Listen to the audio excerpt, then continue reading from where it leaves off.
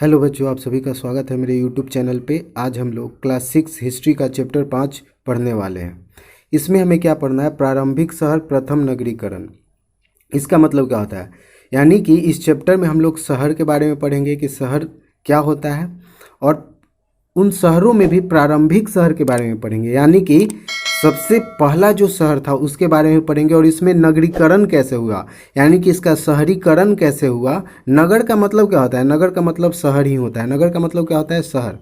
तो क्या है कि नगरीकरण कैसे हुआ, यानी कि ये जो शहर है वो शहर बना कैसे, उसका क्या प्रोसेस था, क्या प्रोसेस रहा, कौन कौन से परिवर्तन आए उनमें, उन सभी चीज़ों के बारे में हम लोग इस चैप्टर में पढ़ने वाले हैं, जिसमें हम लोग पढ़ेंगे हड़प्पा और सिंधु घाटी की सभ्यता के बारे में। ठीक है, तो आइए शुरुआत करते हैं। तो यहाँ पे एक पिक्चर आपको दिख रहा होगा।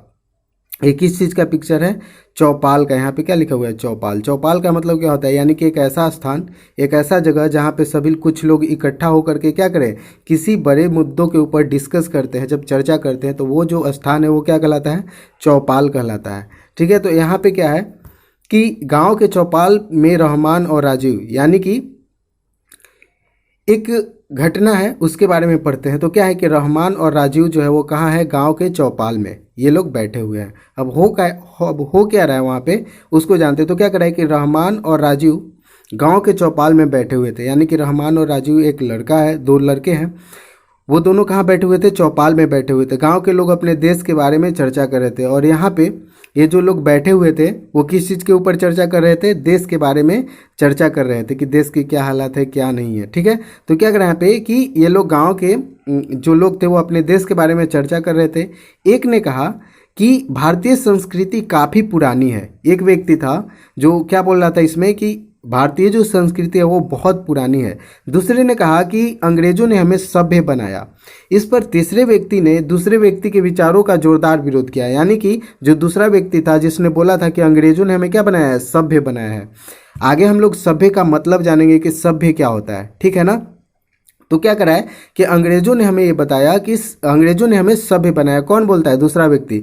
तो इस दूसरे व्यक्ति के बातों के ऊपर तीसरा व्यक्ति क्या बोलता है? इसका विरोध करता है और कहा कि भारतीय सभ्यता दुनिया की प्राचीनतम सभ्यताओं में से एक है। ठीक है ना? अब क्या करा है कि रहमान और राजीव एक दूसरे से कहने लगे कि भारतीय संस्कृति और भारतीय सभ्यता का क्या मतलब होता है। भारतीय संस्कृति और भारतीय सभ्यता का मतलब क्या होता है? तो पहले हम ये जानेंगे कि सभ्यता क्या होता है और संस्कृति क्या होता है। तो सभ्यता और संस्कृति समझने से पहले एक घटना है, यानी कि धातु युग के बारे में पहले पढ़ लेते हैं, उसके बाद सभ्यता और संस्कृति आपको अच्छे से समझ में आ जाएगी। आगे हम लोग पढ़ेंगे। ठीक है ना? तो पहले हमें जानते हैं कि धातु युग क्या है। धातु युग क्या है? हम लोग पढ़ रहे थे पाषाण युग। क्या पढ़ रहे थे? पाषाण युग। पाषाण युग पढ़ रहे थे, यानी कि पाषाण युग यानी वैसा समय जिसमें पाषाण का प्रचलन है। पाषाण का मतलब क्या होता है? पत्थर। ठीक उसी तरीके से अब हमें पढ़ना है धातु युग, यानी कि ऐसा युग जिसमें धातु का प्रयोग होता हो। धातु समझते हैं, जैसे लोहा हो गया, तांबा हो गया, एल्युमिनियम हो गया, ये सब क्या है? धातु कहलाते हैं। आप लोग साइंस में आई होप पढ़े होंगे कि धातु क्या होता है। धातु के कुछ गुण होते हैं। ठीक है ना? धातु जो है चमकीले होते हैं, उनमें टन टन की आवाज़ आती है। ये क्या है? इनसे बिजली जो है वो आर पार हो सकती है, आ जा सकती है, यानी कि बिजली के क्या होते हैं? सुचालक होते हैं। वही यही कुछ खासियत होती है धातु की। ठीक है ना?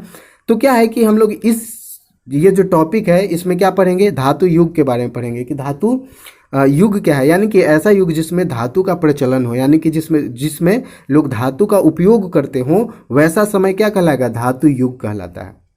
अब ये कब आया, इसमें कैसे धातु युग यानी कि पाषाण युग से आदमी जो है वो धातु युग में कैसे प्रवेश किया, इन सभी चीज़ों के बारे में इस टॉपिक में पढ़ेंगे। तो क्या है कि नव पाषाण काल के बाद धातु युग का आरंभ हुआ। हम लोग क्या पढ़े थे पहले कि पूर्व ऐतिहासिक काल, ऐतिहासिक काल हम लोगों ने देखा था। अब क्या करा है कि और पूर्व ऐतिहासिक काल में ही कौन कौन सा युग आता है? तो पूर्व पाषाण काल आता है। कौन सा आता है? पूर्व पाषाण काल। ठीक है ना? उसके बाद आता है मध्य पाषाण काल, जिसमें आदमी ने खेती करना शुरू किया था। उसके बाद आया नव पाषाण काल। ठीक है ना? जिसमें मानव ने खेती अच्छे व्यवस्थित तरीके से करना शुरू किया और बस्तियों में रहना आरंभ किया।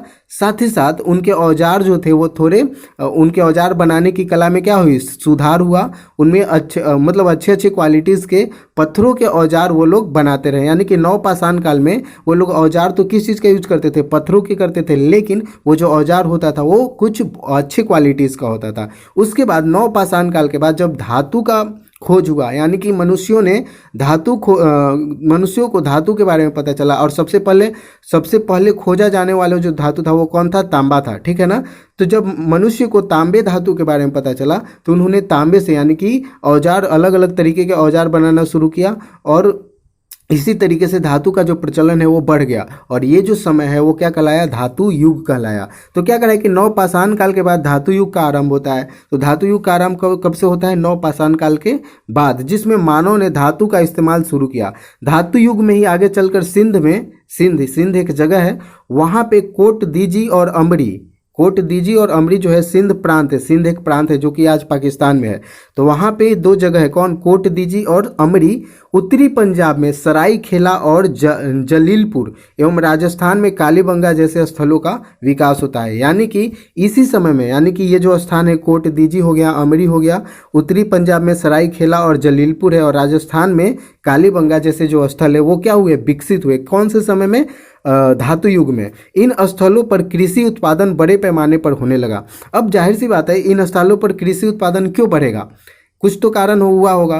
तो जैसे अब जब हम लोग कृषि करते हैं, यानी कि जब किसान कृषि करता है तो खेतों की जुताई करना आवश्यक होता है। जब तक खेतों की जुताई नहीं होगी तब तक फसल अच्छे नहीं होंगे। तो खेतों की जुताई करने के लिए जो हल यूज किया जाता है, जो हल होता है वो किस चीज़ का होता है, धातु का होता है। जैसे अभी हम लोग किस चीज़ का यूज करते हैं, लोहे का हल जो होता है वो यूज करते हैं खेतों को जोतने के लिए। तो उस समय लोग किस चीज़ से करते थे, पत्थरों से करते थे। लेकिन पत्थर जो है वो उतने अच्छे तरीके से खेतों की जुताई नहीं कर पाता था। इसलिए इन लोगों को जब धातु के बारे में पता चला तो इन लोगों ने तांबे का हल बना करके खेतों की जुताई करना शुरू किया। अब जब खेत अच्छे तरीके से जुता हुआ होगा तो जाहिर सी बात है फसल जो होगा वो कैसा होगा, अच्छा होगा। तो कृषि में क्या हुआ, कृषि जो है वो बड़े पैमाने पर उत्पादन होने लगा, और रंगे हुए मिट्टी के बर्तन का इस्तेमाल भी होने लगा। यानी कि इसी समय में रंगे हुए मिट्टी के बर्तन का भी इस्तेमाल, यहाँ पे आप देख सकते हैं कि ये जो है वो रंगे हुए बर्तन है, और एक तरीके से ये लोग टेराकोटा बना है। यहाँ पे जैसे दो बैल है और हल बैल बनाया है, उसी समय का ये बनाया हुआ जो है वो क्या है, मूर्ति है। और इस तरीके के वो लोग क्या बनाते थे, मूर्ति बनाते थे। तो इसी समय में रंगे हुए मिट्टी के बर्तन भी मिले हैं यहाँ पे। ठीक है। अब क्या करा है कि मिट्टी के बर्तन का इस्तेमाल होने लगा, लोग लंबी दूरी का व्यापार करने लगे और पक्की ईंट बने घरों में रहने लगे, जिसकी चारों तरफ से क्या होती थी, किलेबंदी भी की गई थी। यहाँ पे आप देख सकते हैं, यहाँ पे आप देख सकते हैं कि इस तरीके से जो लोग हैं वो मिट्टी के घरों का मतलब किलेबंदी करके, यानी कि पक्की ईंटों के बने घरों में भी वो लोग रहना शुरू कर दिए थे, और उसकी किलेबंदी करते थे। किलेबंदी करने का मतलब क्या है, चारों तरफ से क्या कर देना है, बाउंड्री मार देना। तो यहाँ पे आप देख सकते हैं ये क्या है, इसका बाउंड्री, और इसके अंदर लोग रहते थे किलेबंदी करके। ठीक है ना। अब क्या करा है कि धातु युग का जो आरंभ है वो नवपाषाण काल के अंतिम चरण में हुआ। पहला धातु तांबा था, जिसे नदी के तलहटी से प्राप्त किया जाता था। यानी कि आपसे कोई पूछे, और ये क्वेश्चन एग्जाम में आ भी सकता है, कि सबसे पहले किस धातु की खोज हुई, यानी कि मनुष्यों ने सबसे पहले कौन से धातु का यूज जो है उपयोग करना शुरू किया। तो वो था कौन, वो धातु था तांबा। यानी कि सबसे पहले तांबे धातु की खोज की गई थी, जिसे कहाँ से प्राप्त किया जाता था, तो नदी के तलहटी से। यानी कि नदी जो ये गुजर रही है इसके तली से, यानी कि इसके ज़मीन के अंदर, इसके सबसे निचला पार्ट, यानी कि पानी जिस पे होता है उसके निचले भाग से क्या प्राप्त होता था, तांबा धातु प्राप्त होता था। ठीक है ना। अब क्या करें कि इस समय भारत के पश्चिमोत्तर क्षेत्र में कई ग्रामीण संस्कृति उदित हुई। अब ये भारत का पश्चिमोत्तर क्या होता है, तो आपको बताए थे कि ऊपर वाला जो पार्ट होता है मैप में वो क्या होता है, उत्तर को बताता है, ये पश्चिम को बताता है, ये पूरब को बताता है, और ये दक्षिण को बताता है। तो पश्चिमोत्तर कहने का मतलब क्या है, एक तो पश्चिम और एक उत्तर, यानी कि वैसा स्थान जो पश्चिम और उत्तर में वो क्या कहलाता है, पश्चिमोत्तर कहलाता है। तो यहाँ भारत के पश्चिमोत्तर भाग में। तो यहाँ पे आप देख सकते हैं ये है भारत का मैप, और इसका ये अगर ऐसे ड्रॉ करते हैं तो ये क्या कहलाता है, पश्चिमोत्तर। यानी कि इसी समय में, यानी कि नवपाषाण युग में ही भारत के पश्चिमोत्तर भाग में बहुत से क्या है, शहर विकसित होने लगे। जैसे ये हड़प्पा हो गया, मोहनजोदारो हो गया, कोटदीजी हो गया, यहाँ पे चनहुद्रो हो गया, ठीक है ना। और क्या है, बहुत सारे स्थान है, धौलावीरा हो गया, लोथल हो गया, ये लोथल हो गया, कालीबंगन इधर है, यहाँ पे कालीबंगन है। तो ये कुछ ऐसे शहर है जो कब विकसित हुए, तो ये विकसित हुए धातु युग के समय में, यानी कि नवपाषाण युग के बाद। और यहीं पे क्या है, इस समय आप पिछले अध्याय में क्या करें कि आप पिछले अध्याय में इन संस्कृतियों के लोग बड़े पैमाने पर कृषि उत्पादन करने लगे थे। आप पिछले अध्याय में खेती की शुरुआत की परिस्थिति से परिचित हुए होंगे। जाहिर सी बात है, हम लोग पिछले चैप्टर में पढ़े थे कि खेती का आरंभ कैसे हुआ, वो कौन से कारण थे जिससे मनुष्यों ने खेती करना आरंभ किया था। वो कौन से कारण थे जिससे मनुष्य तो पहले फूड गैदरिंग से, यानी कि भोजन इकट्ठा करके जंगलों से फल फूल और जानवरों का शिकार करके खाते थे, लेकिन कुछ ऐसे कारण हुए जिसके कारण मनुष्यों ने खेती आरंभ करना क्या किया, शुरू किया। ये संस्कृति अपनी विशिष्ट मिट्टी के बर्तन के लिए भी प्रसिद्ध थी। इसी समय की बस्तियां आमतौर पर छोटी होती थी और उनमें बड़े आकार की बस्तियां नहीं के बराबर थी। इन संस्कृतियों से जुड़ी कृषि, पशुपालन और शिल्प के साक्ष्य मिले हैं। यानी कि ये जो कुछ ऐसे स्थान थे जहाँ पे छोटे छोटे बस्तियां बनी हुई होती थी, और वहाँ के लोग किस चीज़ के यूज करते थे, तो मिट्टी के बर्तन यूज करते थे, और साथ ही साथ कृषि का उत्पादन करते थे। अब क्या करें यहाँ पे कि मानव संस्कृति सभ्यता में कैसे प्रवेश करती है। अब हमें पढ़ना है कि मानव संस्कृति जो है ना, मानव संस्कृति सभ्यावस्था में कैसे प्रवेश करती है। एक होता है सभ्य, एक क्या होता है, एक होता है सभ्य और दूसरा होता है असभ्य। सभ्य का मतलब क्या होता है, सभ्य का मतलब होता है जिसके कुछ रूल रेगुलेशन हो। यानी कि अगर कोई व्यक्ति, किसी भी व्यक्ति को हम सभ्य कब बोलेंगे, एक ऐसे समूह को, यानी कि लोगों के एक ऐसे समूह को हम सभ्य समूह क्या कब बोलेंगे, जब उनके कुछ रूल रेगुलेशन हो, वो जो कार्य करते हैं उनमें क्या हो, एक समानता हो, यानी कि एक पैटर्न दिखे, तभी हम क्या बोलेंगे, सभ्य बोलेंगे। तो ये जो मानव संस्कृति है वो सभ्यावस्था में कैसे प्रवेश करती है, मानव जो है वो सभ्य कब बने।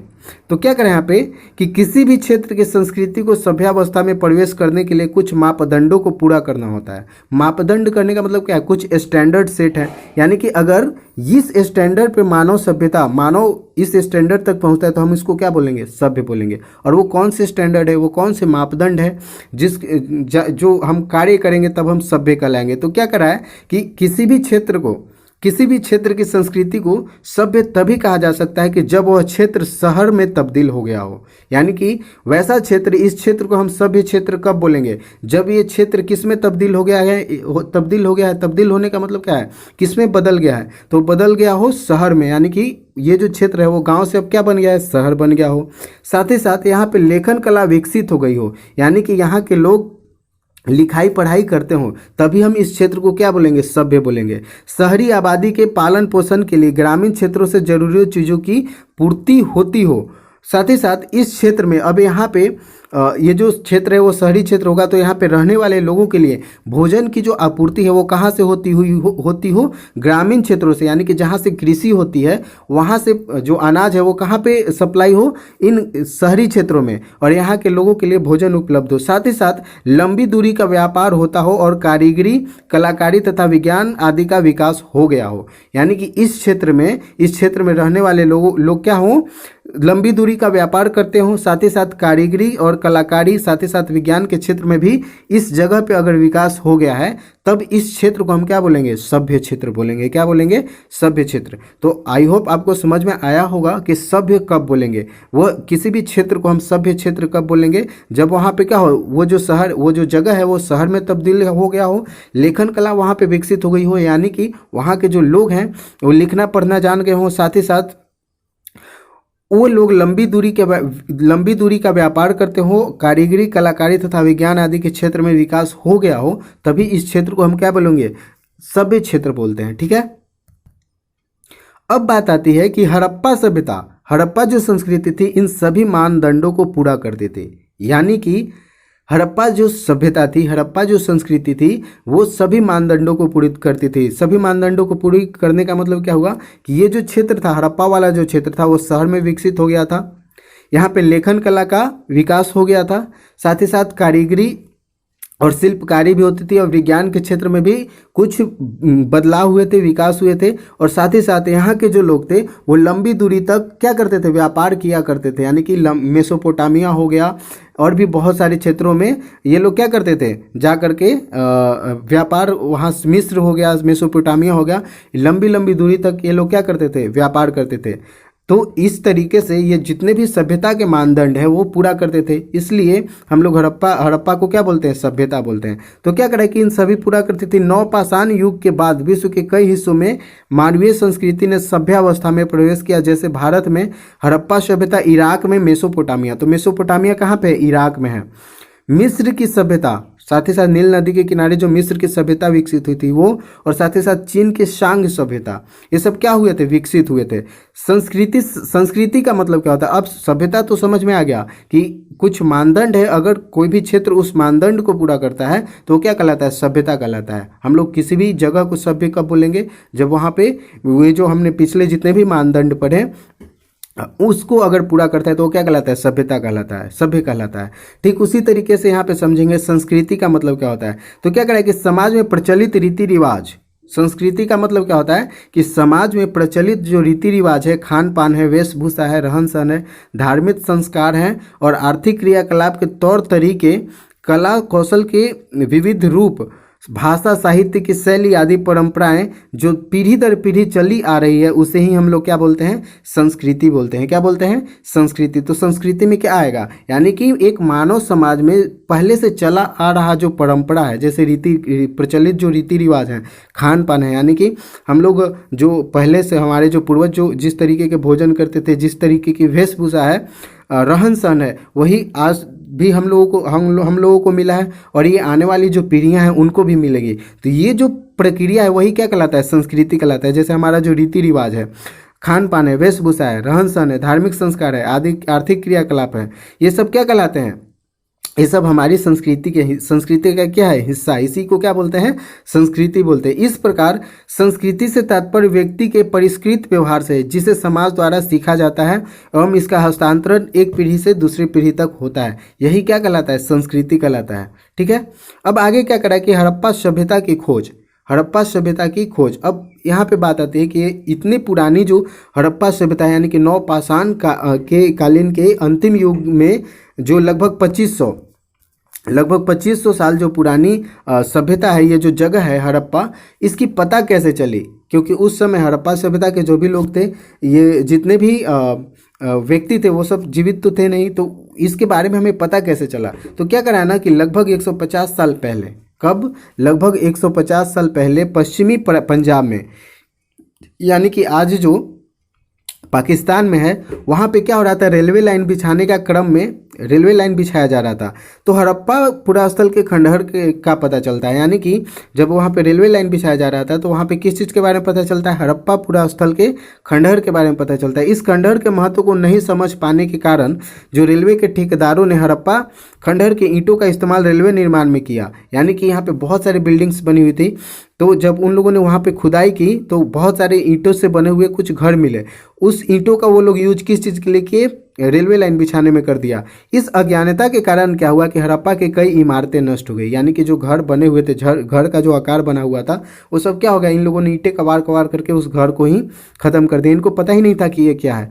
लेकिन बाद में 1921 में पुरातत्वविदों ने इस स्थल का व्यवस्थित उत्खनन किया, यानी कि एक अच्छे तरीके से व्यवस्थित रूप से यहाँ के जो पुरातत्वविद थे उन लोगों ने यहाँ पे व्यवस्थित तरीके से उत्खनन किया, यानी कि खुदाई की। तब जा करके पता चला कि खंडहर उपमहाद्वीप के सबसे पुराने शहरों में से एक है, यानी कि ये जो जगह हमें दिखाई दे रहा है, ये जो घर बने हुए हैं, ये भारतीय उपमहाद्वीप के सबसे पुराने जो शहर हैं वो यही है। इसके बाद पुरातत्वविदों ने अनेक नगरों का पता लगाया जिनसे मोहनजोदारो, कालीबंगा, बनवाली, लोथल और धौलावीरा प्रमुख है। यहाँ पे आप मैप में देख सकते हैं ये सारे जो जगह है। पहले तो किस चीज़ के बारे में पता चला, हड़प्पा के बारे में। यहाँ पे ये है हड़प्पा। उसके बाद क्या पता चला, मोहनजोदारो के बारे में। उसके बाद क्या है, कालीबंगन यहाँ पे है। उसके बाद क्या है, धौलावीरा हो गया, लोथल हो गया।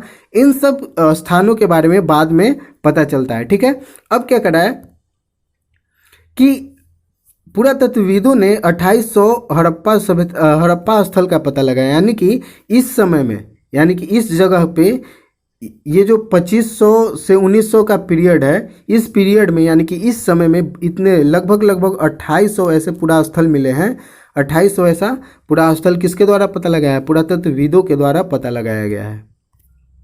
अब होता क्या था कि चूंकि हड़प्पा नगर की खोज सबसे पहले हुई थी, इसलिए उपमहाद्वीप में हड़प्पा के समकालीन पाए जाने वाले सभी शहरों को हड़प्पा सभ्यता के शहर के नाम से जाना जाता है। इन सभी स्थलों से पुरातत्वविदों को अनेक महत्वपूर्ण वस्तुएं मिली, जैसे मुहरे, मनके, माप तौल के बाट, कांसे के उपकरण, मिट्टी के बने बर्तन जिन पर काले रंग के चित्र बने होते थे। इन स्थलों से मूर्तियाँ भी मिली हैं। यहाँ पर आप देख सकते हैं जब यहाँ पे खुदाई हो रही थी तो ये है मुहर। इसको क्या बोलते हैं, मुहर बोलते हैं। जैसे कोई भी सामान हम पैक करके भेजते हैं तो उसको क्या कर देते हैं, इसी से वो लोग मिट्टी से लेप देते थे बंद करके। मान लीजिए इस बर्तन में हमें बंद करना है तो मुहर का यूज क्या होता था उसको समझते। तो क्या करते थे ये लोग, मिट्टी के बर्तन में यहाँ पे बंद कर दिया और बंद करके मिट्टी का लेप लगा करके और ये मुहर यहाँ पे चिपका देते थे। चिपका देने से क्या हो जाता था, उसका एक प्रिंट बन जाता था। और वो जब ये जो बंद है जिस व्यक्ति के पास भेजना होता था, अगर उस व्यक्ति के पास ये सही सलामत पहुंचता था तो अगर मुहर का जो चिन्ह है वो टूटा नहीं है तो ऐसा समझा जाता था कि ये वस्तु जो है वो क्या है, सही सलामत वापस आ गया। ठीक इसी तरीके से यहाँ से कुछ गहने भी मिले हैं। जैसे वो किस चीज़ के बने होते थे, उस समय धातु तो था नहीं, सोना नहीं था, चांदी नहीं था, तो लोग किस चीज़ के गहने यूज करते थे, तो स्टोन से यानी कि पत्थरों से बने गहने का वो लोग यूज करते थे। और ये मिट्टी के बर्तन भी मिले हैं। और यहाँ पे टेराकोटा, इसको क्या बोलते हैं, टेराकोटा, मिट्टी की मूर्ति। ये सारी चीज़ें यहाँ से प्राप्त हुई हैं। ठीक है ना, तो इस वीडियो में यहीं तक रखते हैं। आगे जो है हमें क्या पढ़ना है, ये हड़प्पा सभ्यता के नगरों की विशेषता क्या थी, इसको पढ़ेंगे। ठीक है ना, तो नेक्स्ट वीडियो में हम लोग, ये कुछ लंबा चैप्टर है, ये थोड़ा लंबा है तो इसको 2 या 3 पार्ट में करके आसानी से धीरे धीरे पढ़ लेंगे। ठीक है ना, तो इस वीडियो में इतना ही रहने देते हैं। मिलते हैं नेक्स्ट वीडियो में, तब तक के लिए धन्यवाद, टेक केयर।